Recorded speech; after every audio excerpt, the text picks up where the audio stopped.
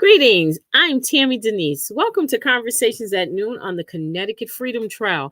Today we have a two-part series focusing on African American museums in the country, and we have a special guest with us from one of the first African American museums here in this country. We're going to be speaking with the manager of the Charles A. Wright Museum. He is the manager of family programs for that museum. But before we bring Jonathan on, just a little housekeeping. If you have any questions or comments, please feel free to put them on whatever social media you are on, and we will do our best to answer all of them or read your comments. Also, as you know, the Connecticut Freedom Trail was created in 1995 to tell the Black narrative's contributions to the making of the state of Connecticut. It opened a year later in September 1996 in 60 towns with 30 sites, and now we are upwards of 170 sites plus in 70 communities with the intent of bringing it into all 169 municipalities. Also, again, take our survey. Let us know how we're doing and what you would like to see. Jonathan Jones is the manager of youth and family programs for the Charles H. Wright Museum of African American History. For the last 9 years, he has helped create and implement educational programs and content about and around the African diaspora for schools, corporations, and community groups. He studied political science at Michigan State University, and he applied drama and theater for the young at Eastern Michigan University. Jonathan is an avid advocate for marginalized, underserved, and often unheard communities. Jonathan Jones, thank you so much for being with us today. I really appreciate you taking the time. No, thank you for having me. We go back a little bit. Yes, we do. We'll talk about that at the end. But I'm really excited to be here today, just to share a little bit of information and background, not just about myself, but also about the institution in which I am a employee and avid supporter of, and that is the Charles H. Wright Museum of African American History here in the city of Detroit.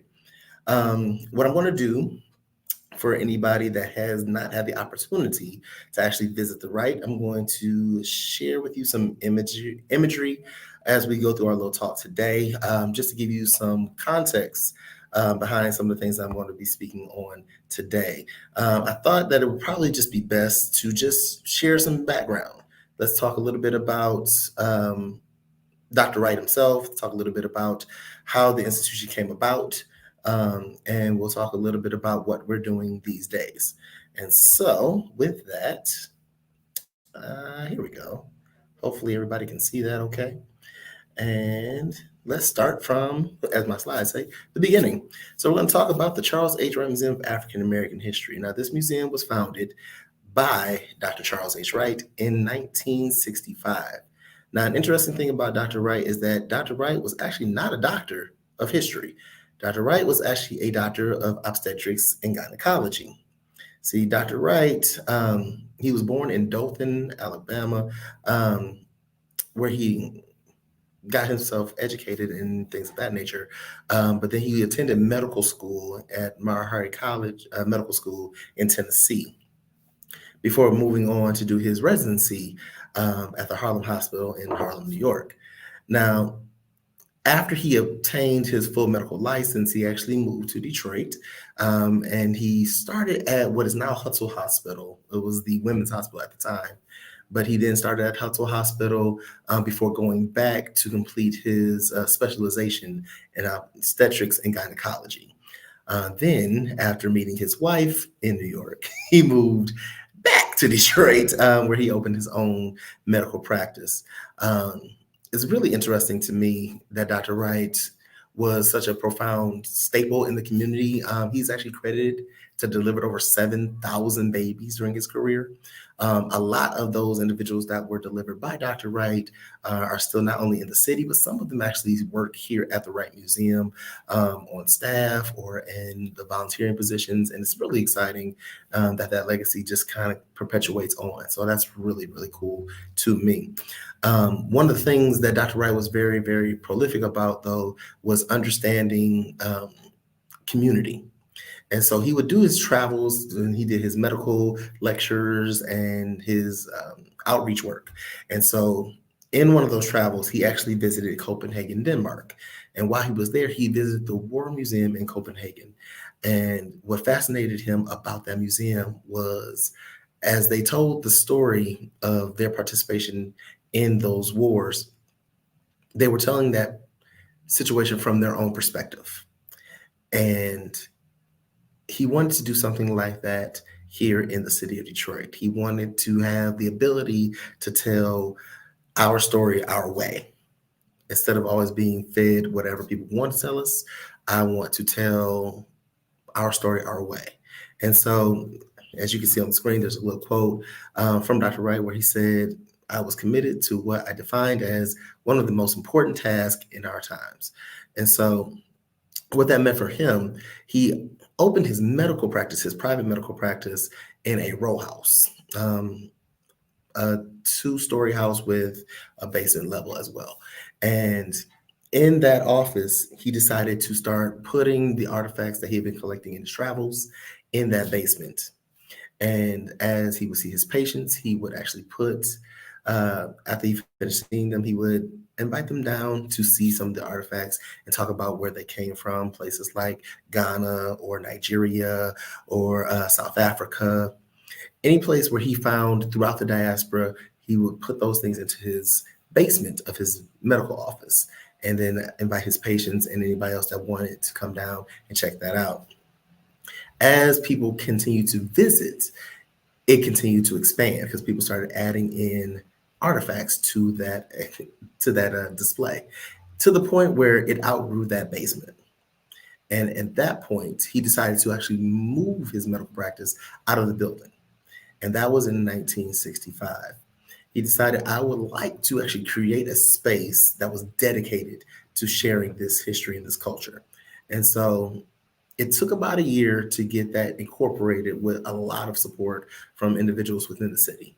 And that in 1966, it officially opened as the International Afro Museum. And it was kind of a landmark because there hadn't been anything like it in the city up until that point. What was really, really interesting to me, though, is that people continue to add on. And a row house, if you've ever seen a row house, they're not very big. So the collection ended up outgrowing the space. But more importantly for Dr. Wright, it wasn't as far reaching as he wanted it to be, as he could envision it being. So what he ended up doing was taking several pieces from the building and putting them into a mobile unit, a tractor trailer. And then he began to drive that around as the mobile museum. So it actually brought the museum to the people. It's something that I like to tell the school children that come to visit the institution often.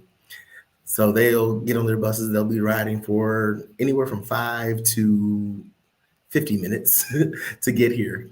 And I said, they would actually bring it to you. All you have to do is walk out your door, just step up into the trailer. But it outgrew the trailer because people from across the diaspora began adding in more artifacts and more information. And it was just not a space that was large enough to accommodate for what they were really trying to accomplish. And so Dr. Wright, being very, very involved in his community, began reaching out specifically to the schools and the other community organizations to try to create a space that would actually hold everything that they had been collecting over the years and to provide the real content the way he desired it to be told. And so they actually started a campaign. It was called the Buy a Brick campaign to literally build a foundation that would house everything. And so they were actually able to construct on the corner of Frederick Douglass and Brush Avenue a building. And that building became the African American History Museum in the city of Detroit. And it opened in 1987. And so from 1987 to 1997, that was the Museum of African American History in the city of Detroit. It was thrilling for a lot of people to actually be able to come to a place, to a location that was dedicated, that was designed to be about sharing this history and culture. That building actually still stands to this day. It is now part of an institution in the city called the College for Creative Studies. So a lot of artistic students, whether it's visual arts or liberal arts or even in the entertainment field, they would come together and create a space. But that space still stands as a testament to the accomplishments of Dr. Wright.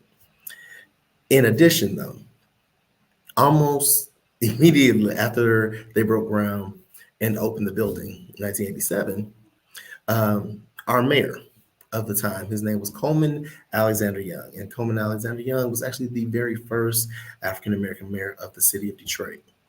And Mayor Young said, I love what's happening here. He had been in office for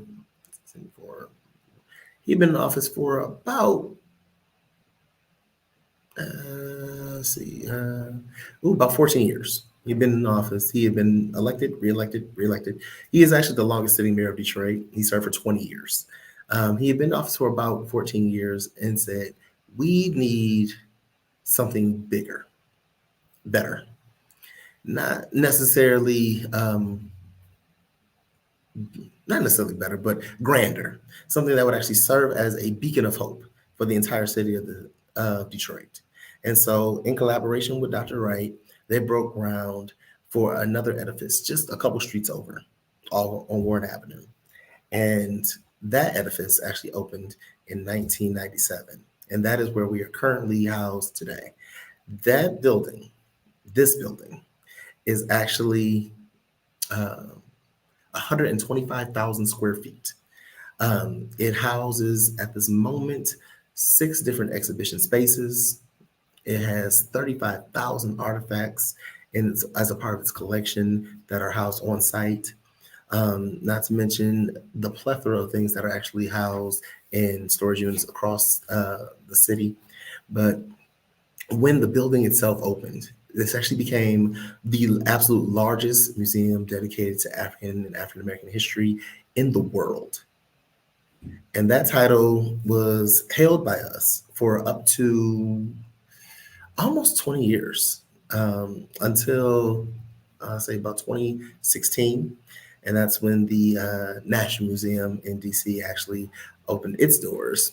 And obviously, you're really not beating that federal money. So we were no longer the absolute largest building dedicated to this experience. But for a lot of people, staff, for people in the city, for people around the city, but people around the world, this still stands as an edifice of some of the greatest accomplishments to sharing that story of African American history and culture.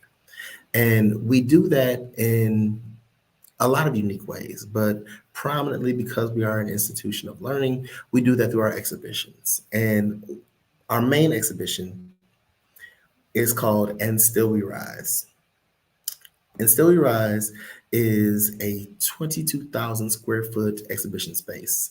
It is 22 galleries that are woven together into one fluid story. And what's beautiful about that exhibition is that it starts off with a very short film, about 5 minutes long, to give a quick overview of things that people see and experience on the inside. But it actually tells a timeline story from ancient Africa through history, through time, to right back in the present day of 2024 as it stands today. Now, what's interesting about the And Still We Rise exhibition is that didn't actually start off the way it looks today. That exhibition opened in 97 as a memorial to the atrocities suffered by people of African descent throughout the centuries.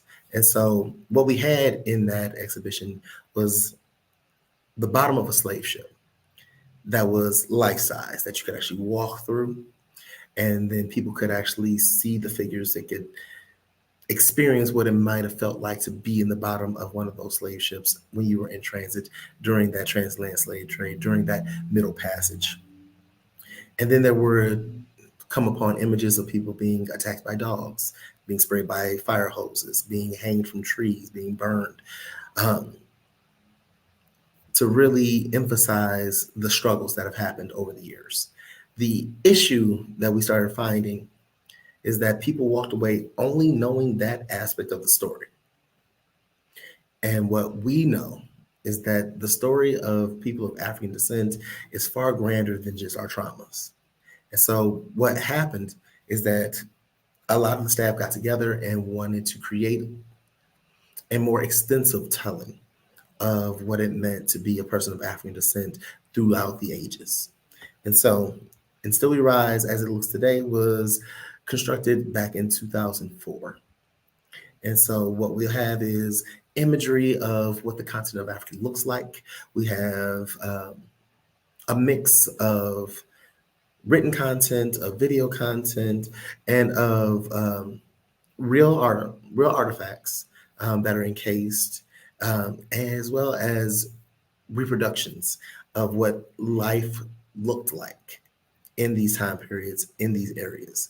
And so we start very broad, very general, talking about the continent of Africa itself, talking about what the land masses look like, what kind of resources are found there, what are some of the highlights that were found there, like the bones of Lucy, one of the first humanoids that were found. She was a hominid, genetic Eve, who is a common ancestor to all human beings. Some of the civilizations that exist, places like modern day Egypt, which we call the Nubian Kingdom of Kush back then, or places like the Congo, or Janae Jano, which was actually a very prominent thoroughfare and trading area, but also housed the University of Timbuktu, which was the preeminent university in the world at its time. But then we start to actually shift the focus and start to narrow it down, because this is a lot of history to try to cover in one shot. And so we start to talk very specifically about what was happening on the west coast of Africa, because most people of African descent can trace at least some of their origins back to the west coast of Africa, and more specifically, a place that's called Nigeria today, but was known as the Kingdom of Benin then. And so on the screen right now, you'll see some images of the marketplace that exists in the Kingdom of Benin, the kind of things and wares that they would sell, games, foods, clothing, jewelry, pottery, everything that you could ever imagine that you need was found in that area. That area was ruled by the Oba, the king of the area. He was considered to be half man, half God. There's still an Oba in place today, not obviously as powered as he was in those ancient times, but still in existence. It was a patriarchal society, Oba to Oba, but it was also encompassed in a matriarchal society, because there was still honor to their elders and specifically to their mothers. So as the Oba took reign, the Yoba, his mother, would advise. So it was a very unique society, but it actually helps us to understand context. How did this slave trade on the west coast of Africa actually come to be? And it turns out that it's in conjunction with several factors. It was people that were out on their own. It's people that were traded by other civilizations, other tribes, other nations, but it was also, and more prominently, about the resources. The reality, the statement that often happens, that often comes forth is, well, why go to Africa in the first place? What was there for them in the first place? Obviously, those natural resources, the things like the gold and the copper and the iron and the oil and the diamonds and the emeralds and the sapphires and the rubies and even the coltan, which is actually a prominent mineral that is used for conductivity in our modern day electronics. But what they prominently needed were the people. We needed the skills, we needed the resources, we needed to understand how to create the cotton, how to create the rice and the tobacco and the sugar, even the indigo dye to make our clothes blue. And so the trading scales were made. You could get a fully grown man for just 13 iron bars. You could get a fully grown woman for just 9 iron bars. You could get a child for just 3 iron bars, all in the idea of making a sustainable life in the next place. But this is actually where they start to introduce the concept of chattel slavery, the idea that the people that were being traded weren't people to begin with. And so how we treat them changes drastically. And the cook was to try to get them to believe it as well. So I need to use my dungeons, my whips, my chains, my ships, the shackles. All of these are my tools to create an atmosphere and an identity of less than human. So that when we do get you to the new world, when we do sell you off, then we have the ability to utilize your skills and your abilities without your attitude. But of course, if you've ever studied anything in Black history, there are people like Sojourner Truth, there are people like Frederick Douglass, and there are people like the woman on our screen, Harriet Tubman. Individuals that, even though they were born enslaved, never had a slave mentality. And that is a driving force to get you to understand that we have opportunity, even in the midst of our traumas, even in the midst of our struggles, to actually excel beyond. And so the end of slavery comes and you end up with people migrating up to the north for opportunities. Ford Motor Company is offering $5 a day to work in the factory. That's the same wage that they're paying the white workers, which is almost double what anybody is making anywhere else. And so those people start to move up to places like New York and Chicago and Detroit. They work in those factories. They develop their own livelihoods and create their own communities. In Detroit, there were two very prominent communities. One was called Black Bottom because the rich started selling the land. The other was called Paradise Valley, and all of the stores, the bars, the clubs, the theaters, the hotels were owned and operated by the people that lived there. And they were able to develop legacy. So you had people right here in the city of Detroit that made prominent and impactful strides across the entire country. There were people on our local levels here, people like Horace Sheffield and Ken Cockrell and Arthur Johnson, the Honorable Damon J. Keith. That there were national leaders like Dr. Martin Luther King Jr., who gave his I Have a Dream speech in Detroit 2 months before he gives it in D.C. There's people like Malcolm X, who was actually born here in Michigan, not too far away from Detroit. He was literally known as Detroit Red. There are people like Sophie Carmichael or Rosa Parks, who actually ended her life here in the city of Detroit. But more importantly, and something that we drive home here at the Wright Museum, is that none of this comes together without unity. One of the final images you would see in that And Still We Rise exhibition is a giant mosaic. Now, mosaic, of course, is an image that is created on multiple images. The images that are in our mosaic are images of individuals that live in the city of Detroit. But when combined, they create the skyline of downtown Detroit. It's the Renaissance Center, it's our Fisher Building, it's surrounding neighborhoods.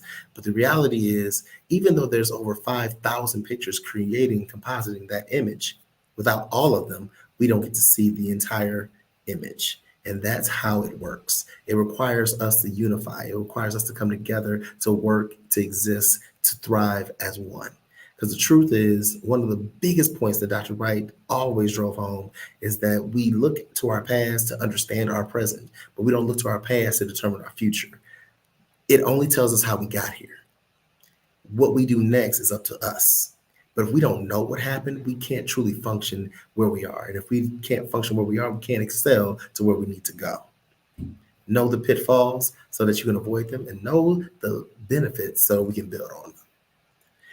Now, unfortunately, because there's just not enough space to talk about all of the history in one exhibition space, we tend to have multiple traveling exhibitions. Now, some we found in-house, that we create ourselves, and some we obtain from other artists, from other institutions. And one of the ones that we have today, there are several that we have running right now. Obviously, And Still We Rise never leaves. Audacity to Thrive is a photo exhibition from an amazing photographer, Adrienne Waheed, who decided that she was actually going to go through a lot of different protests, a lot of different freedom festivals and celebrations to actually explain and explore what it means to be audacious in your joy, in your beauty, in your love, in your resilience, in your resistance, and how that looks in everything that you do, whether you are protesting, whether you are celebrating, whether you are humbled by the idea of freedom. What does that look like? How does that exist throughout the diaspora? So there's everything from Black Lives Matter protests to uh, Juve festivals throughout the Caribbean. But that exhibition explores all of that through these photographs. In addition, though, we also have our double ID exhibition that is running right now. This is from the private collection of an amazing actor, CCH Pounder, who is also an avid art collector. And so this exhibition actually explores the concept of double consciousness from W.E.B. Du Bois's work, Souls of Black Folk. And so each artist took the opportunity, the time to actually explore what it looks like to have the ability to exist in multiple spaces at once. These days, we probably would call that intersectionality. I am a museum educator, but I'm also a brother. I'm also a son. I am also an actor. I am also a friend. I am also a singer. There are multiple things that exist within one body, and showing up in those spaces does not diminish the authenticity of who I am in those spaces. And so each piece of art in this exhibition gets a chance to actually explore all of those concepts. What does it mean for two-ness? What does it mean to have a identity as a Black person, but also an American? The idea of veiling yourself to filter how people look at you or how people veil you so that they can look at you a certain way, and what it looks like when you remove that veil, or what it looks like to have aspiration in a country that constantly is telling you that you have to fit into a certain box. What if I don't? We get a chance to explore what those concepts look like throughout that double ID exhibition. And then our newest exhibition, which is called The Frontline Prophet, which is all about James Baldwin.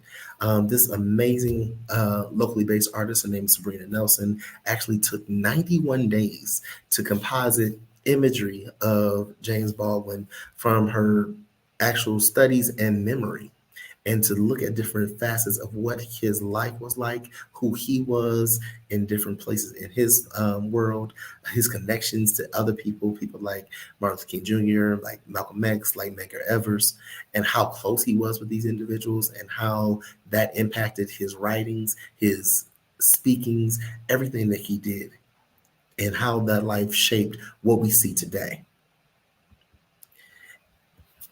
As much as we love the current exhibitions, we never want to forget that everything is interconnected. So one of our previous exhibitions was called Jazz Greats. That was a photo collection from the Bank of America's private collection, where we got to actually look at different imagery from different artists as they explored the jazz scene. And because we always want to make it connected for the people that visit that are in the city of Detroit, we created an in-house exhibition to combine with that nationally traveling exhibition, and we called it Detroit Jazz. And so what we did was springboarding off of those images in the Jazz Greats exhibition, we decided to explore what it looked like in the jazz scene right here in the city of Detroit, with locally based jazz artists, where these things would actually take place, the different institutions, culminating in things like our Detroit Jazz Festival, one of the largest jazz festivals in the country, that happens faithfully every year in downtown Detroit. The Wright Museum, and I can stop that now, hopefully. Okay, I think that's everything. And that's what I love mostly about the Wright Museum. It always gives an opportunity to explore a little bit more about what it means to be a part of the African diaspora, um, what it means to celebrate African and African American history and culture. One of the unique things about being a person of African descent in the United States of America is that because identity was stripped so thoroughly so that they could utilize those skills and abilities without your understanding of your history, we created our own culture here. And so every time we find new or return to other aspects of our traditions, we incorporate that into what we've created here to make our lives a little bit more rich, a little more full. And so we explore that constantly, not just in the traumas, because we definitely need to understand things like the transatlantic slave trade. We definitely need to understand things like the civil rights movement, why it was necessary to have the Voting Rights Act, particularly in years like now with these elections coming up, what it means to and why it's important to voice yourself in those elections, no matter who you're voting for or what proposals you're voting for, but that you do vote, that you do get your voice out there, that you do make your mark, and why that's important. We have to explore those things, but we also want to make sure that we're taking the time to explore the celebrations, that we actually get the chance to really highlight the beauty that has come out of um, the creation of joy that exists within us. And so, getting the chance to celebrate techno, which was actually founded in Detroit, getting the chance to explore jazz music, getting the chance to explore the theater scene, getting the chance to produce films, to get the chance to actually highlight visual artists that are doing things like Sabrina Nelson, um, or Tiffany Massey, who is actually on display in Detroit right now as well. And getting that message out to the people so that it's not just, well, this is what we're doing, but this is what the collective is doing, what we are participating in as a whole. And that is probably one of the driving forces for why the Wright Museum exists, why it still needs to exist, particularly as we start to look at our schooling systems and as they start to strip away full context into what happened and why.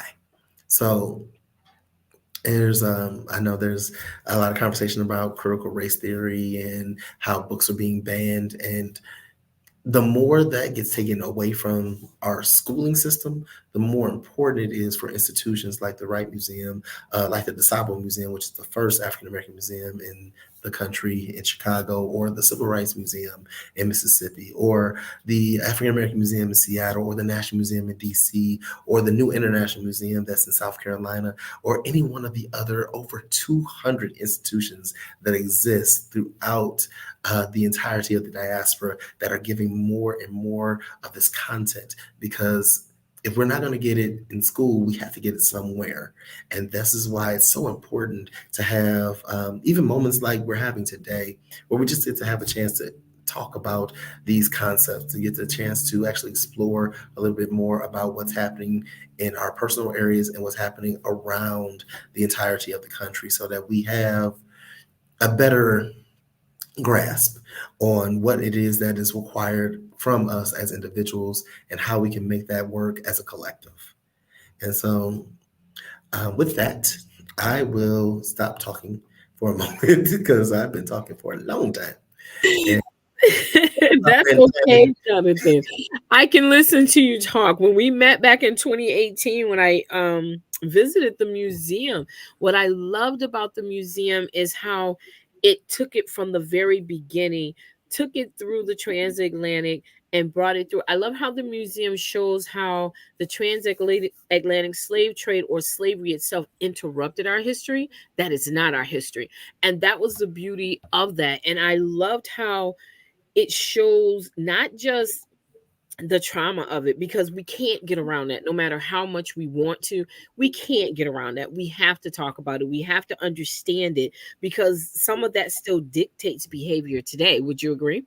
Oh, 100%. Oh yeah. So it's 100%. like generational trauma, or PTSS, post traumatic slavery syndrome. But the point is, even though those things happen, we still were resilient people. We still managed to thrive. And so that's what I love about how that museum is operating and how it's set up, because it's not just about being in survival mode. It's about being in the mode of thriving. So thank you so very much for that. One of the I'm trying to remember, because I remember the tour so vividly, and I love the part when you get to where you sing. That was just like the most, I can't even put it into words, but it was just so beautiful when you get to that part of the tour and you just bust into song. And I'm like, oh my God, this is what is happening? And it was just so beautiful, because you have the most beautiful voice. You have such a beautiful voice. And so I really appreciated that.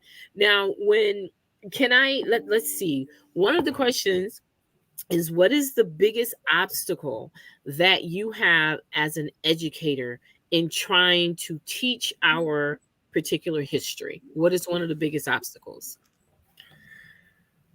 Preconceived notions is probably one of the biggest things that I encounter when people come in. So we've gotten in the time I've been here, we've gotten literally all walks of life to come into this institution. So we have inner city Black youth, we have rural Black youth, we have rural white youth, we have inner city white youth, we've had corporations, we've had institutions of higher learning. And what's always fascinating is everybody has a preconceived notion of what it is that we're going to be talking about, what it is we're going to be sharing. It continuously happens. It's all the time. It's so fascinating to me. It's something I tell my parents and my brother when they was like, yeah, how was that tour? How was work? And I was like, okay, so it's always so interesting to get the people that know just a little bit of information, but don't know the context about the information that they have. And so they've created a narrative around whatever piece of information they have. And so when you try to put that back into context, the resistance that happens because it's already in my head. And so this is the full truth. And you're like, that's not the full story. Like, I'm not saying you're wrong. I'm saying there's a right or answer. Exactly. It is so, oh my gosh, it's so interesting. So I'll get into these discussions about one of the most recent. So we hosted an exhibition a couple years back that was about King Tut. It was King Tutankhamun, and we talked about his legacy in the short time of his life.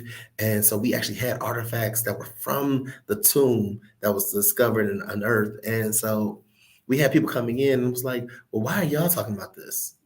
And I was like, because this is a part of African history. And they're like, but Egypt's not in Africa.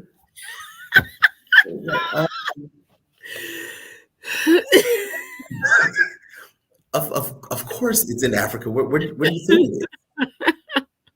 And it's that conversation because it's like we know for a fact, everybody agrees that great things have come out of the country of Egypt.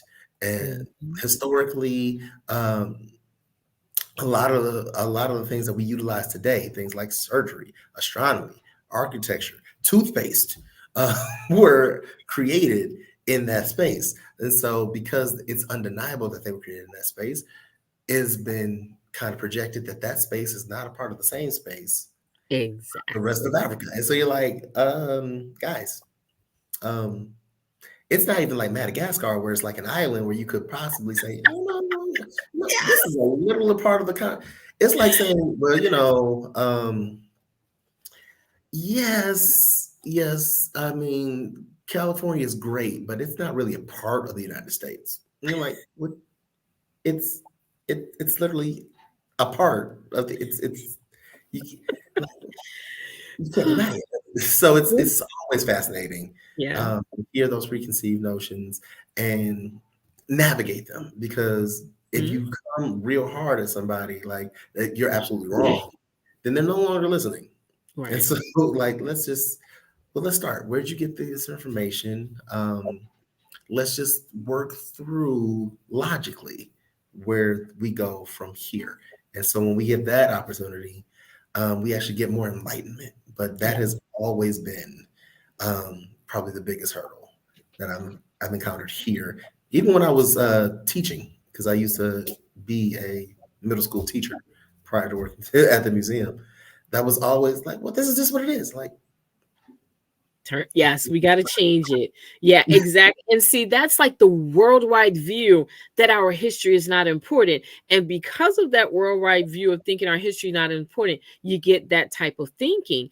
And that's why it's so important that we have institutions like the Charles A. Wright, the Ruby and Calvin Fletcher, the International, the National, DuSable. It is important to have those because we we are finally in the driver's seat of telling our own narratives, where we can tell it from our perspective and tell the whole story. Because what I always find fascinating, one of a good friend of mine, Andre, as a matter of fact, we were talking, and it's so amazing how the Middle East, it's like, well, where exactly is the Middle East? You know, and it's like, where is that? And then when you get people to thinking and they realize, oh, that's actually in Africa. Yeah, Africa is a continent, not a country. And so that is so important to understand. And that makes so much, and it gives so much more substance when they understand that it's a continent and not a country. Or just putting into, again, when you say things like, oh, the Middle East, you got to ask a very simple question. Middle East of what? Exactly. Like, where are you basing this geography off of? Because even how we speak, it becomes very Eurocentric. So obviously, it's like, oh, okay, so when you're talking about the east of the world, and you're like, the east of the world, what do you mean? Like, oh, like China and Japan, and like, that's east of who? Oh, so everything is in terms of, like, you made yourself the center, so everything is wherever you are, and then conjunction to that, and you're like, okay, so if we're not basing it off of this guy's idea, because if you go base it off that one guy's idea, then you got to base it off of all those guys' ideas, which is how you end up with, well, the indigenous Americans are Indians. Like, why? Because the one guy said that he was in India when he got here, and so therefore they're Indians now. Like, that's what? Yeah. You're not Indian? Yeah, exactly. Exactly. This is why it is so important to have the institutions. And I love the fact that, once again, it is not just about one particular time period, that is not about one particular historical event, but it is taking it all as a concept, as a whole, to show the big picture. And one of the things that I love when teaching as a museum educator is I always talk about how the US is one big puzzle. It's a beautiful puzzle. But when you're looking at that puzzle on the table, you're seeing these big events and pieces are missing. And you're trying to understand, well, how did this happen? But you're missing that big old piece in the middle. And it's because of groups of peoples whose stories are not being told. So when you talk about critical race theory, sometimes when I do my DEIB training, I will start off with, who can tell me what is CRT? And oh my goodness, pearls are clutched, and they get scared. And they go, well, it's critical race theory. I said, okay, that's the acronym, right? I said, that's what the CRT acronym is for. But what exactly is CRT? What is critical race theory? Now you're seeing light bulbs and question marks like, oh, I don't know. And I said, you know what it really is? All it is everybody's part in the making of this country. It's everybody's history. That's what's here. So it's one of those things that it's a buzzword for fear. But if you break it down and you really get into it, what exactly are you fearful of? What exactly is it you're supposed to be afraid of? It's just knowing everybody's history. It's knowing everybody's contribution. It doesn't take away from what your contributions were, but it brings to the table all of the other contributions. It just puts into context. Or if you're looking at it, watch it now, critically. That's it. Like, it's critical. Like, so what we're doing is not taking things at their face value. We're expounding it. We're exploring. We're critically looking at the concept, because race is a composited concept. So let's look at it critically. Like, where did this concept come from? If we weren't dividing ourselves by color before, what was happening? Exactly. And where did that come from? Exactly. Why did it come? Exactly. Because in the beginning, everybody was the same in a sense, because everybody couldn't read. That's why you had those beautiful billboards and signs on buildings with pictures of food and a bed that let you know it was lodging and breakfast, because at the beginning all people could not read, they could not write, and so that was thing. But then you have your caste system, and then you have the separation. So it's just so much more to the history than black and white, as much as people want it to be that way. Well, that's how it's always been. But why has it always been that way? And has it been beneficial for everyone involved, or has it only been beneficial for one group? And so this is why it is so very important that the institutions exist, so that our history and the bigger picture and the better story can be told. I also appreciate what the museum does there, is how it just takes you through history, the music room, where when you just go through, I loved how it was showing the the community as a whole, how it was connected, and how that village was there. And how did we know to have that village? Because that was something that came from our ancestors in Africa. And even though we were separated and torn apart as family members, as chattel slavery, somehow or another, that village mentality was still there, you know? And I think that's the beauty of being able to, when we walk into the museums, to come out not feeling so deflated, not feeling like, oh my God, I wish I hadn't never did this. It was the most beautiful experience because it left you feeling pride. You know, it left you with pride of, I know where I come from. I know who my people were. I know who I am. And it gives you a sense of worth, which is something that was taken during that particular part of history, not knowing your self-worth, not knowing what you brought to the table. And like you said, it was sort of like the psychological warfare of tearing you down to get you to give your talent, to give your skill, to get what you want out of that individual. But now it's the rebuilding up. So my next question to you would be, where do you think, well, let me do this line of history. Enslavement was supposed to have ended in 1863. You had first and second Reconstruction, all the way down to Jim Crow, and then Jim Crow ends in 1964. So if you think about it, there really hasn't been any, quote, freedom, real freedom, until 1964. But then the resources and things that weren't there. Because what I tell people all the time, if you really do your research, slavery did not end in this country in 1863. It actually ended in 1993 in the state of Mississippi. And it did not come off the books until February 19th, 2013. So in reality, it's been 8 years for some. So how do you think the African American museums, as more and more become available to us, how do you think we can proceed to help with the continuation of building on that knowledge of where we came from and who we are, to get the bigger, the broader community involved, get it off of academia level and bring it down to the community where it can be most beneficial? I would say you start with home. It's one of the things that even in my spiritual beliefs I operate in. Meet people where they are. Mhm. So we have to. I can't come at you with all the knowledge I have if you have a fraction or none. So what I can do is start with where you are, and we'll build from there. And it has to be something that is relevant to you. Mhm. And so I know one of the things that I like to do, this is when you just meet people, when you're just talking with people, like, hey, what are the things that we have in interest? What are the things that we have in common? What are those things that connect to you?